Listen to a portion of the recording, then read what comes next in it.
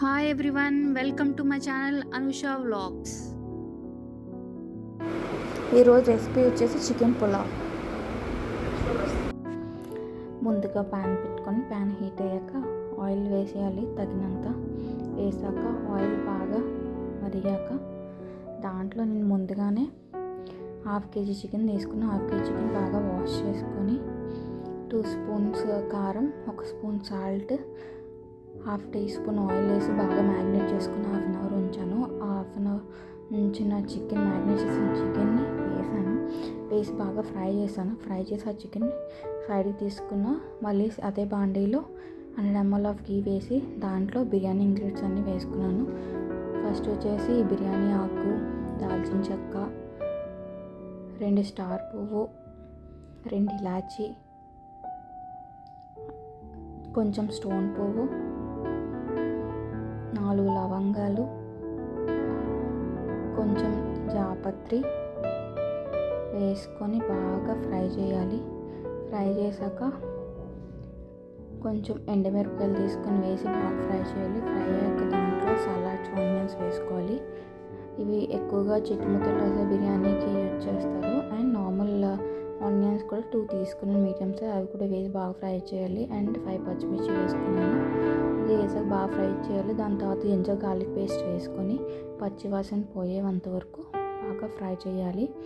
తర్వాత నేను ముందుగానే 2 గ్లాస్ ఆఫ్ రైస్ తీసుకున్నా. అదకి చిట్టుముత్యాలు లేదు, అందుకే కొంచెం చిట్టుముత్యాల రైస్, మిగతా నార్మల్ రైస్ తీసుకున్నాను. మెయిన్గా చిట్టుముత్యాల రైస్ చేసుకుంటే చాలా బాగుంటుంది.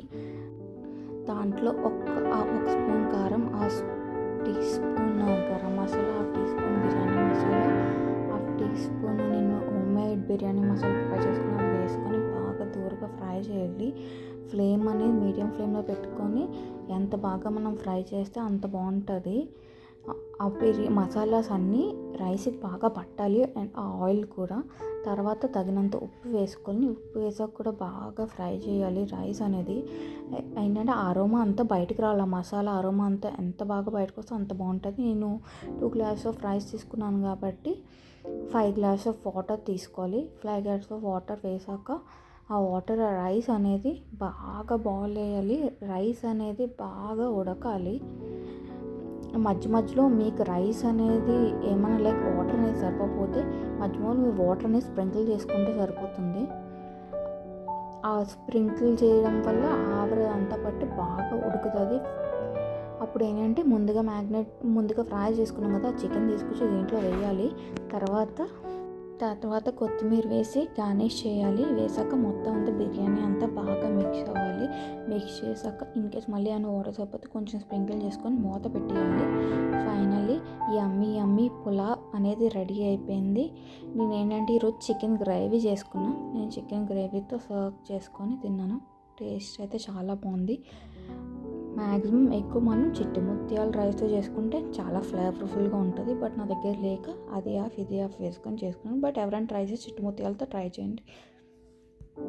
Thanks for watching my channel. Please like, comment, share and subscribe.